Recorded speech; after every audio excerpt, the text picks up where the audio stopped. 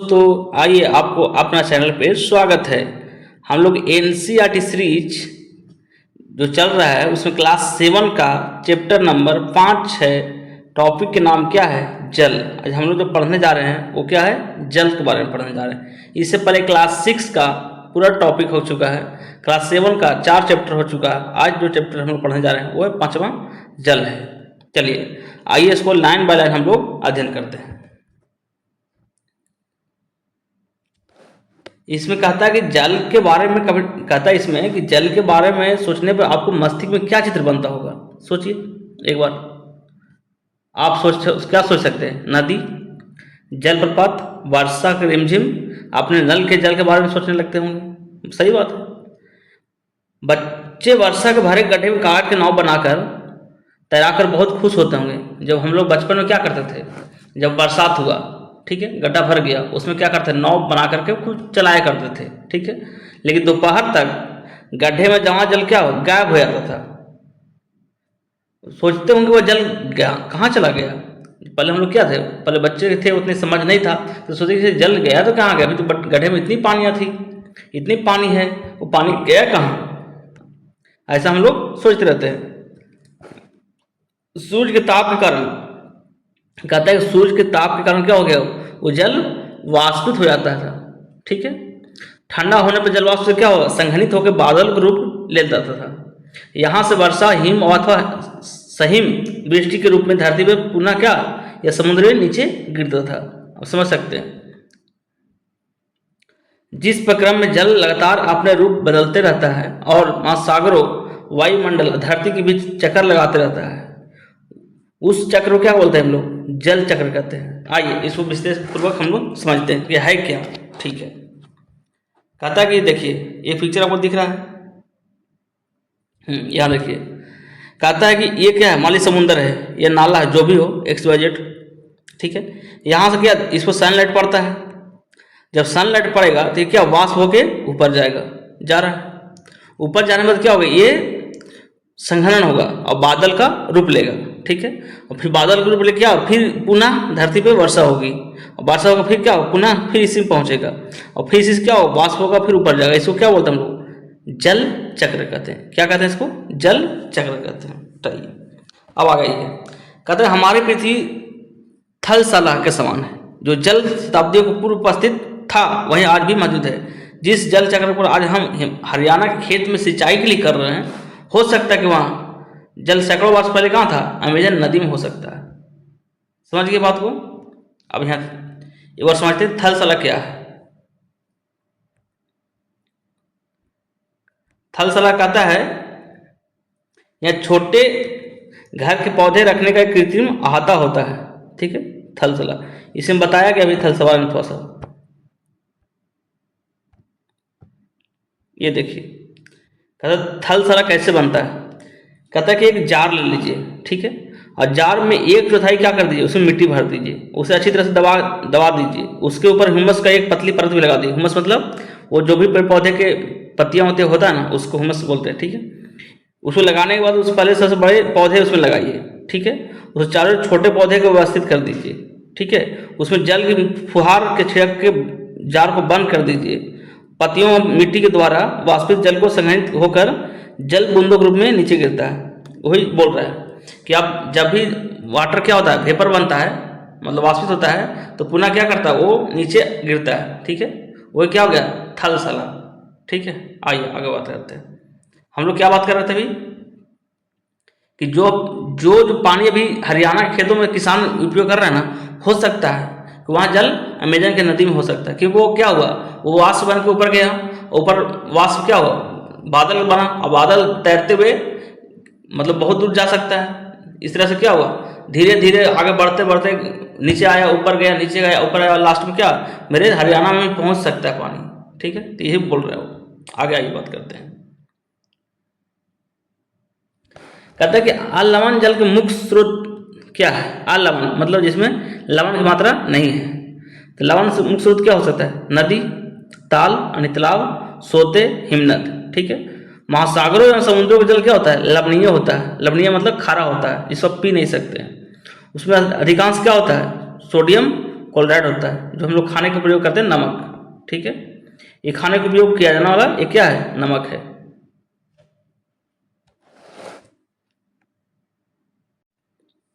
आइए देखते हैं अब समुंदर, नदी और झीलें कुछ देखते हैं इसमें। देखिए ये आपका क्या है, इंडिया है। आप अपना इंडिया से ही देखिए,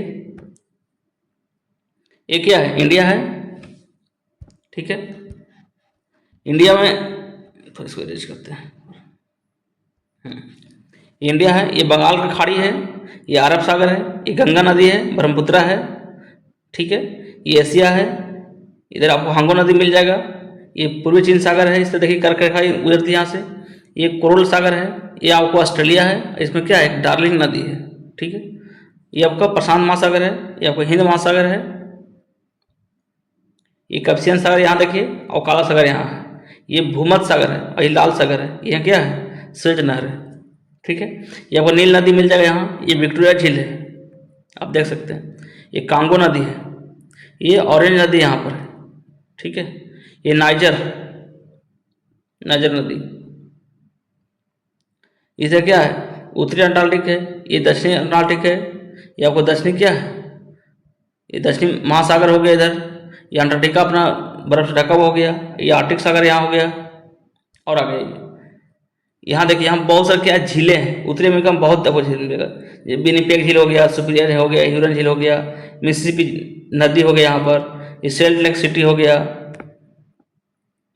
ये ग्रेट बैरियर लीफ हो गया, ये कैस्पियन सागर यहाँ हो गया। आपको अमेजन नदी, सबसे बड़ी नदी क्या है, अमेजन नदी है, जो आपको नेक्स्ट चैप्टर में पढ़ना भी है अमेजन के बारे में। ठीक है, आप आइए, ये समझ गए। कहता है जल का वितरण, क्या पढ़ना हम लोग को, जल का वितरण। कहता है हम सभी जानते हैं कि पृथ्वी की सतह पर 3/4 भाग क्या जल से ढका हुआ है। सही बात है, हम सभी जानते हैं कि पृथ्वी की सतह 3/4 से क्या हुआ, जल से ढका हुआ है। ये धरती पर जल का अपेक्षा अधिक हो तो अनेक देशों में जल की कमी का सामना क्यों करना पड़ रहा है, बताइए। मतलब 2/3 क्या है, जल है, उसके बाद भी जल की कमी हो रहा है पृथ्वी पर। इसका कारण क्या है, बता सकते हैं कि जल पीने योग्य नहीं है। जल तो है लेकिन सभी जल को पिया नहीं जाता है। ठीक है, क्या है, वो लवण जल है। समझ गया। क्या पृथ्वी पर मौजूद संपूर्ण जल हमारे लिए उपलब्ध है, नहीं। कहता है जल का निम्नलिखित क्या हुआ विवरण दिया गया, आप देख सकते हैं। यहाँ पर क्या है, महासागर। ठीक है, महासागर 97.3 क्या है, जल तो लवणीय जल है, इसे उपयोग कर नहीं सकते हैं। ये कुछ बर्फ क्या बर्फ में ढका हुआ है, कुछ भूमिगत जल का हम प्रयोग करते हैं गड्ढा खोद करके, कुछ झीलों में है, फिर समुद्र और नमकीन झीलें भी है, वायुमंडल में कुछ झीलें हैं, फिर नदियाँ में हो गया। तो इससे क्या होगा, सभी जल को हम लोग उपयोग नहीं कर सकते। मात्र 2% से कम पानी क्या करते हैं हम लोग, पीने के योग काम करते हैं। और सोचिए धरती पर कितना आदमी है, सोचिए, और सभी को 2% में कल्याण हो रहा है। ठीक है, अब आगे बात करते हैं। कहता है लवणता 1000 ग्राम जल में मौजूद नमक की मात्रा को बोलते हैं। ठीक है, महासागर का औसत लवणता कितना है, 35 भाग प्रति ग्राम। ये इंपॉर्टेंट है, याद रखिएगा इसको। अगर कोई पूछे कि महासागर का लवणता औसत कितना है तो 35 भाग प्रति 1000 ग्राम, यानी 1000 में 35 ग्राम क्या है, वो लवण है, नमक है।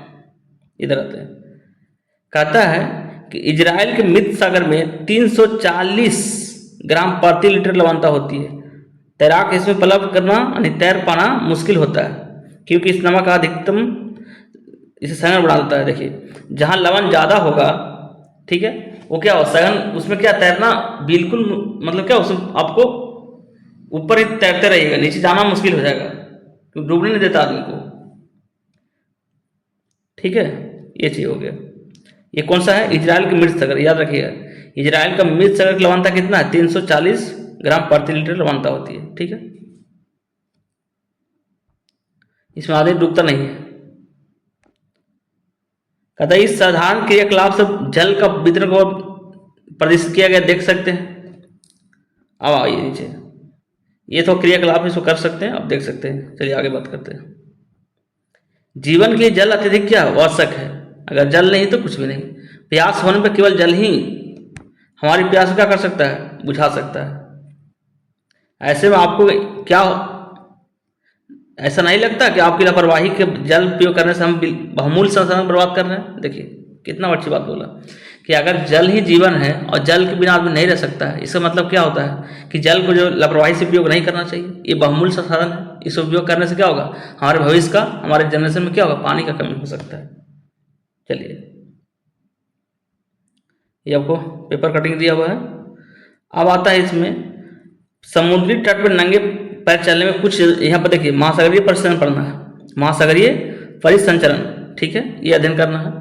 इसमें कहता है कर लेते हैं एक बार। चलिए कहता है कि समुद्री तट पर नंगे पैर चलने में कुछ जादुई सी अनुभूति होती है, ठीक है। पुलिन पर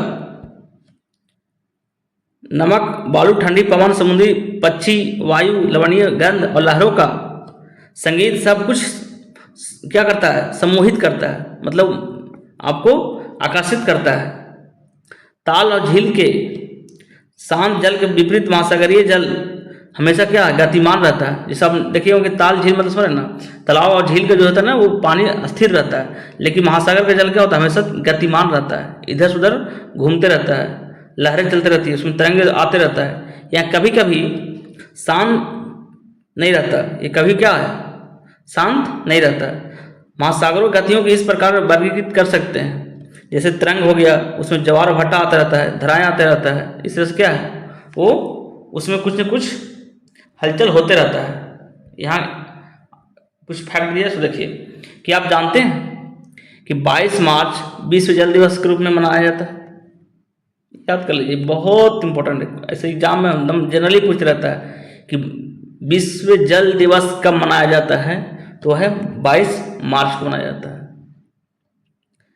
कहता है जल संरक्षण विभिन्न गतिविधियों क्या परवलित किया जाता है, इसमें मतलब इस पर जल पे क्या करते हैं, विशेष रूप से चर्चा किया जाता है 22 मार्च को। और विश्व जल दिवस 22 मार्च बिल्कुल इंपॉर्टेंट, याद कर लीजिए इसको। कहता है समुद्र तट से गेंद खेलते समय जब गेंद जल में गिर जाता है, कभी आप समुद्र तट वगैरह खेले होंगे, जो उधर को होंगे लोग, हम लोग तो उधर समुद्र के नज़दीक नहीं है, लेकिन जो भी समुद्र के नज़दीक इनका घर है वो क्या बोलते हैं, जब कभी खेलते खेलते क्या जल में गिर जाता है तो क्या होता है, यह भूदृश्य बहुत ही मनोरंजक होता है, ठीक है। कि उसमें क्या करता है कि तरंग जो है ना वो गेंद को आपस लौटा देता है, ठीक है, क्योंकि तरंग क्या करता है वो तट की ओर आते रहता है और गेंद को क्या करता है तट की ओर लेते आएगा, इस तरह से क्या उसको आपस भेज देता है। जब महासागरीय तट पर जल लगातार उड़ता और गतिमान रहता है, इसको क्या बोलते हैं, तरंग बोलते हैं। तरंग किसे कहते हैं, याद रखिएगा। जब महासागरीय तट पर सतह पर जल लगातार उठता और गिरता है, उसको क्या बोलते हैं, उसको तरंग बोलते हैं। क्या बोलते हैं, उसको तरंग बोलते हैं। इधर दिया कुछ जानते हैं, देख लेते हैं एक बार। जब समुद्री सतह पर पवन बहती है तो तरंगें उत्पन्न होती है। जितने तेज पवन चलेगी उतने तेज क्या, उतनी बड़ी तरंगें उत्पन्न होगी।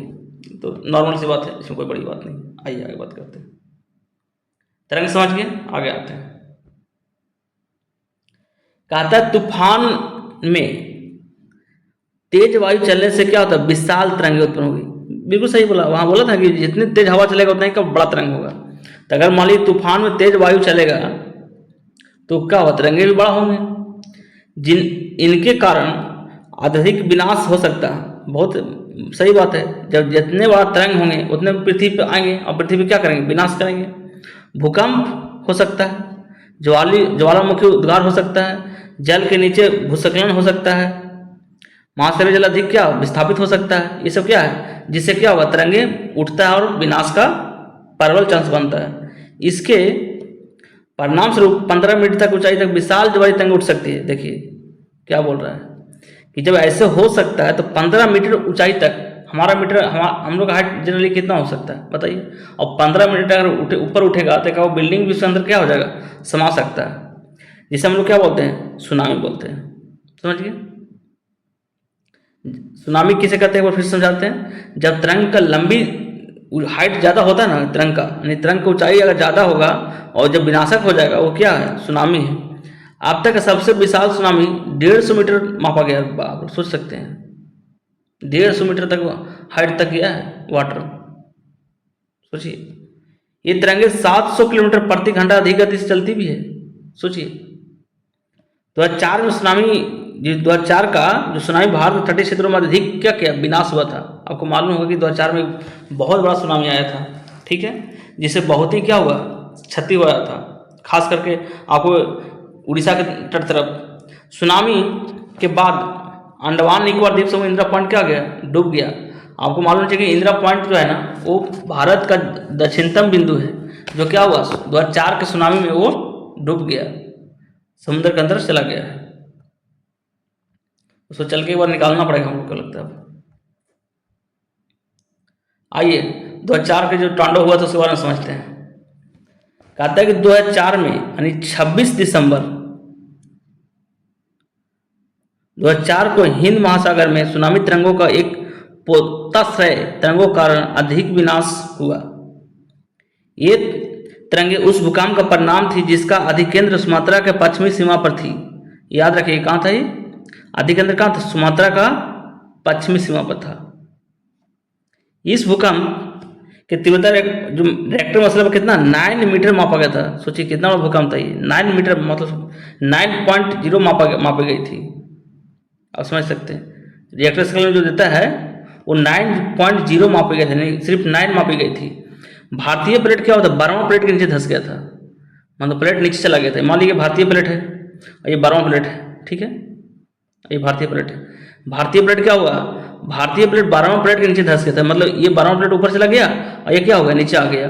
जब ये नीचे आएगा तो इधर क्या होगा, हाइट होगा, और इधर क्या होगा, गहराई होगा, तो पानी क्या इधर आ जाएगा। तो लोग क्या किया, ये देखने चला गया इधर, क्या क्या दृश्य है, देखियो समुद्र पानी तो नीचे जा रहा है। लेकिन हुआ क्या, जब 12वां प्लेट जब पीछे खस का और जब ये प्लेट पुनः ऊपर आया तो पानी क्या हुआ, तेजी से वापस आया, और तेजी से वापस आने क्या, ये सभी लोगों को क्या किया, समुद्र में समाहित कर लिया। समझिए कैसे कैसे धरती पे कारनामा होता है। चलिए नीचे धंस गया था 12वां प्लेट और समुद्र के तल में आकस्मिक गति उत्पन्न हो गई। इस कारण से भूकंप आया और महासागरीय तल लगभग 10 से 20 मीटर तक विस्थापित हो गया। सोचिए 20 मीटर मतलब सोचिए कि लोगों को उत्साहित हो गए देखने के लिए, और नीचे की ओर दिशा में झुक गया था। इस विस्थापित कारण क्या हुआ, निर्मित धरातल को भरने के लिए विशाल मात्रा में महासागरीय जल की ओर बहने लगा और फलस्वरूप दक्षिणी चीन पूर्वी एशिया के समुद्री तटों पर जल हटने लगा। देखिए अब भारतीय प्लेट की 12वां के प्लेट के नीचे जाने से जल का वापस समुद्र की ओर लौटी, फिर से लौटेगा। यह सुनामी 800 किलोमीटर प्रति घंटा के हिसाब से आया। सोचिए जिसकी तुलना आप व्यावसायिक विमान की गति से कर सकते हैं, विमान की गति से कर सकते हैं। सोचिए इसके परिणाम से क्या हुआ, हिंद महासागर कुछ द्वीप पूर्णतः क्या हो गए, डूब गए। भारतीय सीमा का दूर दक्षिणी बिंदु इंदिरा पॉइंट और अंडमान निकोबार द्वीप समूह में इसी पूरी तरह से क्या हो गया, डूब गया। जब सुमात्रा में द्वीप के अधिकेंद्र कहता है, जब सुमात्रा में भूकंप का अधिकेंद्र से तरंगे सुमात्रा की तरफ से अंडमान द्वीप समूह को श्रीलंका की ओर बढ़ी तो तरंगों की लंबाई कम हो गई, मतलब जो उधर से तो क्या हुआ, लंबाई कमते गया और जल की गहराई भी कम होने लगा और साथ साथ गति भी क्या हो गया, थोड़ा कम होने लगा। ठीक है, 7 से 900 किलोमीटर प्रति घंटा से घटकर कितना हो गया, 70 किलोमीटर प्रति घंटा हो गया था।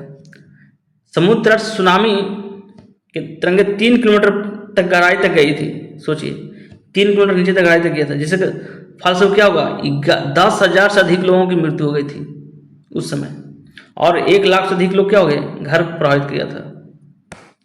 भारत में आंध्र प्रदेश तटीय प्रदेश, देखिए भारत में आंध्र प्रदेश के तटीय प्रदेश, तमिलनाडु, केरल, पुदुचेरी, अंडमान निकोबार देशों क्या हो गया, ज़्यादा प्रभावित हुआ था, सर्वाधिक क्या हो गए, प्रभावित हुए थे। क्योंकि जिधर ज़्यादा लहर जाएगा, तरंगे जाएंगे, उधर क्या होगा, ज़्यादा नुकसान पहुंचाएगा। यदि पहले के भूकंप अनुमान लगाना संभव नहीं है, आप पहले भूकंप के बारे में पता नहीं कर पाइएगा कि भूकंप आएगा कि नहीं आएगा, फिर भी बड़ी सुनामी के संकेत 3 घंटा पहले मिल सकते हैं, और 3 घंटा से पहले आप जो भी आपको लगता है बचाव का प्रक्रिया करना तो कर लीजिए। लोगों तो और देखने गए थे, बचाव प्रक्रिया क्या करेंगे। प्रशांत महासागर में प्राथमिक चेतावनी ऐसी प्रणाली पर क्रियाशील है, प्रशांत में से लगाया गया है, ठीक है, लेकिन हिंद महासागर में यहाँ सुविधाएं नहीं है। सोचिए, प्रशांत महासागर है, अगर भूकंप आने वाला है, सुनामी आने वाला है तो बता देता है 3 घंटा पहले, लेकिन हिंद महासागर में ऐसा सुविधा नहीं है।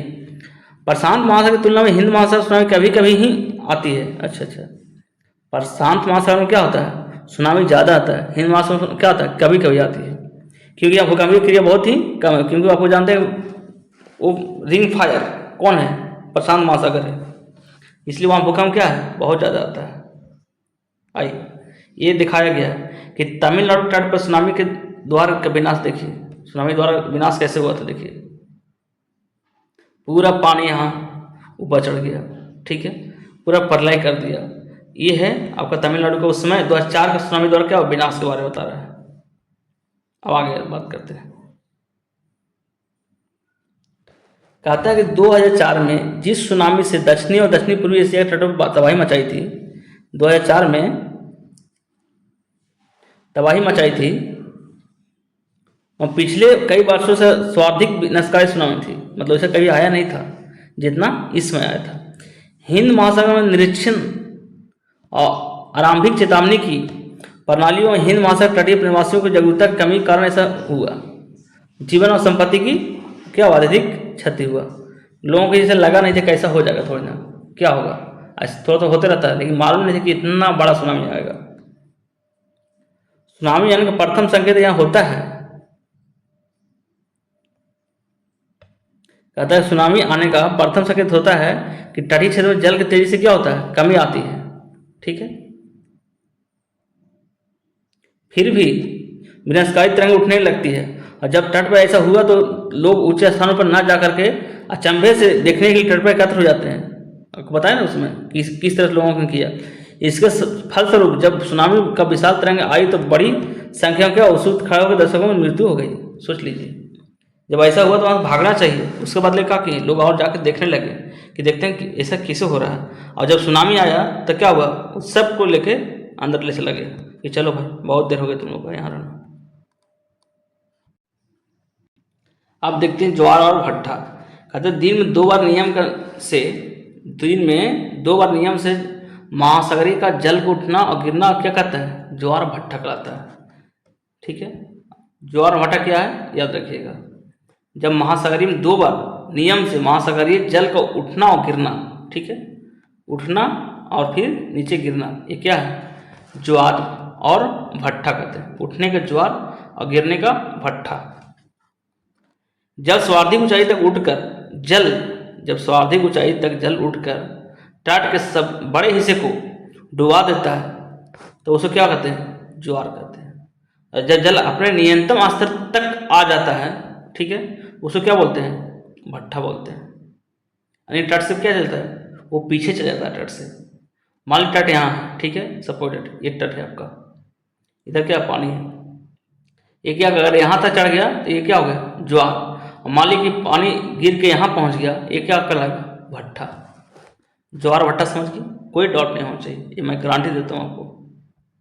आगे ये बात करते हैं, पिक्चर को भी देखिए और पहले इसको समझते हैं, फिर पिक्चर समझ लेंगे।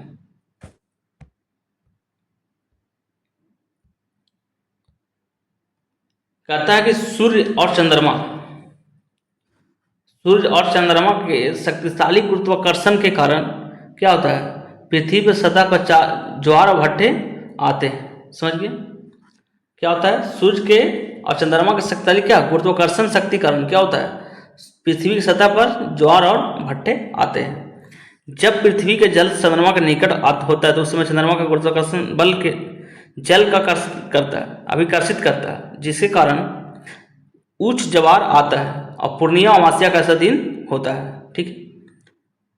कहता है पूर्णिमा अमावस्या के दिनों में सूर्य, चंद्रमा और पृथ्वी तीनों एक सीधे होते हैं, ठीक है। और इसमें सबसे ऊंचे ज्वार का निर्माण होता है। ज्वार तो हमेशा आता है, लेकिन ऊंचे ज्वार कब आएगा? ये अमावस्या और पूर्णिमा के दिन। उस दिन क्यों आता है? क्योंकि उस दिन सूर्य और चंद्रमा और पृथ्वी क्या होता है? एक लाइन में होते हैं, ठीक है, एक लाइन में। इसलिए दिन क्या होता है? ज्वार थोड़ा बड़ा आता है, बृहद ज्वार आता है। क्या आता है उस दिन? बृहद ज्वार आता है। फिर कहता है लेकिन जब चंद्रमा जो है चांद अपने प्रथम या अंतिम चतुर्थांश में होता है, तो चांद का सूर्य का क्या गुरुत्वाकर्षण बल विपरीत दिशा में बल लगता है, ठीक है। महासागरीय जल क्या होता है उस दिन जल पर पड़ता है, और ये पड़ने से क्या होता है? उस दिन निम्न ज्वार भाटा उठती है। आपको यहाँ बताएंगे तुरंत, इसको समझ लीजिए। जिस दिन मान लीजिए ये पृथ्वी है, ठीक है, और ये क्या मान लीजिए चांद है, चंद्रमा है, ठीक है, और इधर मान लीजिए आपको सन है, तो इस दिन क्या होगा? इस दिन आपको अलग अलग डायरेक्शन क्या होता है? वो दिशा लगाते हैं, गुरुत्वाकर्षण बल लगाते हैं, जिसके कारण से क्या होता है? वहाँ पर ज्वार छोटा आता है, और छोटा आने के कारण क्या होता है? उस दिन निम्न ज्वार आता है, ठीक है। बड़ा समझ गए और छोटा समझ गए, ठीक है। इसको थोड़ा सा इरेज करते हैं। कहाँ गया भाई? ठीक है, आ गई। ऐसे ज्वार को क्या बोलते हैं हम लोग? लघु ज्वार बोलते हैं। बृहद ज्वार समझ के, लघु ज्वार समझ के आगे बढ़ते हैं। कहते उच्च ज्वार जो है ना, उच्च ज्वार नौचालन में क्या करता है? सहायक होता है। ये जल स्तर को तट के ऊंचाई तक पहुंचाता है, और ये जहाज को बंदरगाह तक पहुंचाने में सहायक होता है। समझ गए? मतलब ये अगर पानी जितना ऊपर रहेगा वो क्या होगा? नाव को ऊपर तक लेके जाएगा। उच्च ज्वार मछली पकड़ने में भी मदद करता है। समझ गए? उच्च ज्वार के दौरान अनेक मछलियां तट के निकट आ जाती है, जिसके स्वरूप क्या होता है? मछुआरे बिना कठिनाई के मछलियां पकड़ लेते हैं। क्या कहते हैं? मछलियां उस दिन कठिनाई से, बिना कठिनाई पकड़ लेते हैं, मछलियां पकड़े जाते हैं। कुछ स्थानों पर का ज्वार भटे होने वाले जल के उतार चढ़ाव कर बहुत विद्युत उत्पन्न भी किया जा सकता है। देखिए इसको समझिए थोड़ा सा। मान लीजिए तट है, ये आपका तट है, और ये आपको क्या है? समुद्र का लेयर है। अगर जितना ऊपर जाएगा, ठीक है, लेयर, उतना क्या होगा? आसान होगा। किसको?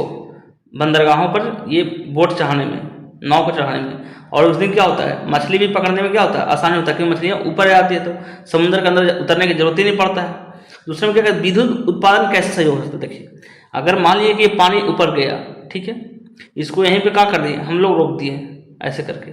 और जब पानी को क्या करते हैं? टरबाइन के माध्यम से जब छोड़ेंगे तो क्या होगा? विद्युत का उत्पन्न भी होगा। समझ गए?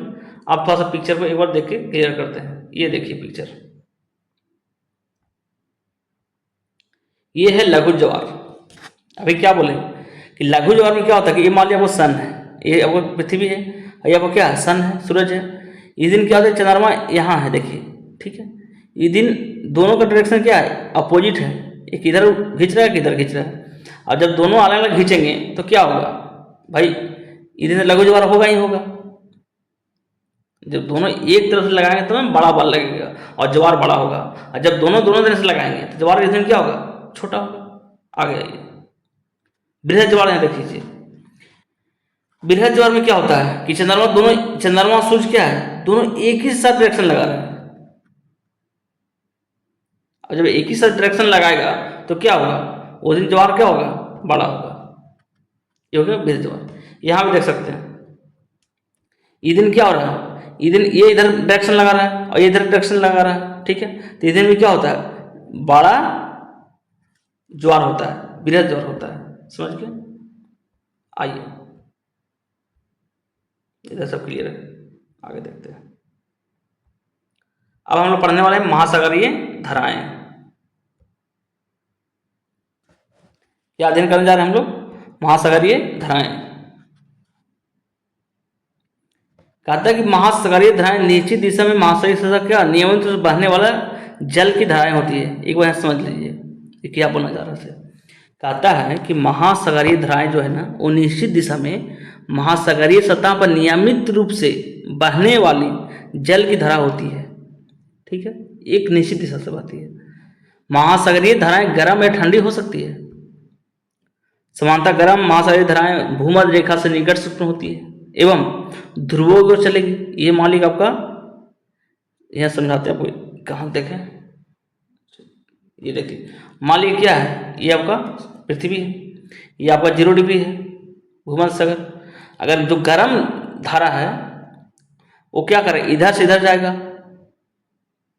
ध्रुव की ओर, और जो ठंडी धारा है वो ध्रुव से क्या आएगा, इधर आएगा। वही बोलना चाह रहा है, ठीक है, कि भूमध्य रेखा से क्या होगा, उत्पन्न होगा और ध्रुवों की ओर क्या होगा, बढ़ेगा। ठीक है, जो ठंडी धाराएं हैं वो ध्रुव से उठेगा, यानी इधर से उठेगा और क्या होगा, इधर आएगा। ठीक है, भूमध्य रेखा की ओर। ठीक है, वही बोला है कि जो ठंडी धाराएं हैं वो ध्रुव से शुरू होता है या उच्च आसान से शुरू होगा, और उस कटिबंधीय मतलब गर्मी क्षेत्र में, इधर गर्म क्षेत्र है ना, उस कटिबंधीय क्षेत्र में या निम्न अक्षांश मतलब 0 डिग्री तरफ की ओर प्रभावित होगा। ठीक है, ये बोलना चाह रहा है। आइए, कहता है कि लेब्राडोर क्या है, एक महासागरीय क्या धारा है जो शीत जल धारा होती है। ठीक है, जबकि गल्फ स्ट्रीम क्या है, एक गर्म धारा है। क्या ये गर्म धारा, याद रखिएगा, क्वेश्चन अगर पूछ दे कि लेब्राडोर कैसी धारा है तो क्या हो जाएगा, शीत होगा, लेकिन गल्फ स्ट्रीम कैसा हो जाएगा, गर्म हो जाएगा। ठीक है, क्वेश्चन ऑब्जेक्टिव पूछते रहता है। महासागरीय धारा किसी क्षेत्र में तापमान को प्रभावित करता है। ठीक है, कहने का मतलब यह है कि जिधर वो जाएगा वो क्या होगा, तापमान को प्रभावित करेगा। अगर गर्म धाराओं से स्थलीय सतह पर तापमान क्या होता है, गर्म हो जाएगा। मान लीजिए जिधर गर्म धारा जाएगा वो गर्मी लाएगा, और जिधर ठंडी जाएगा वो क्या करेगा, ठंडा लाएगा।